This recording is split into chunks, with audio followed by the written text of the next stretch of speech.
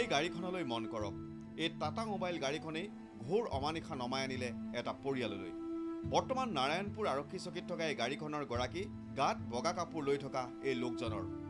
এওঁৰ নাম পুতুকন বৰা। এই গাড়ীত উঠিয়েই সপৰিয়ালে মানুহজন ফুৰিবলৈ গৈছিল এজন বন্ধুৰ ঘৰলৈ। আৰু বন্ধুৰ ঘৰত তেওঁৰ বাবে অপেক্ষা কৰি আছিল কাল অমানিশাই।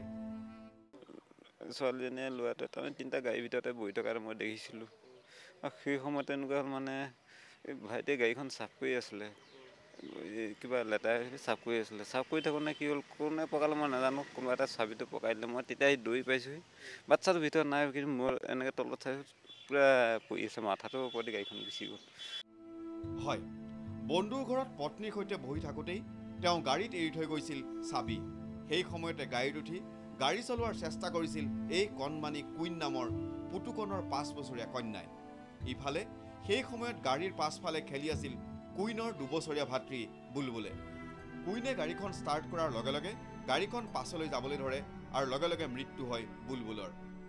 গাড়ীখন ছাইডত মানে বেক কৰি পেলাই ৰাখি থোৱা আছিলে আৰু সৰু সৰু ল'ৰা ছোৱালীবিলাক দৰ্জা খুলি থৈছিলে, উঠিছে।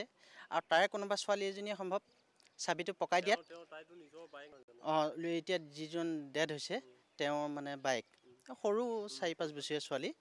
আৰু তেওঁ মানে চাবিটো পকাই দিয়াৰ লগে লগে গাড়ীখন বেকত গুচি গ'ল। গুচি যোৱাৰ লগে লগে সম্ভৱ শিশুটো পিছফালে মানে খেলি আছিলে। এতিয়া পুতুকনৰ ঘৰত এক শোকাকুল পৰিৱেশ।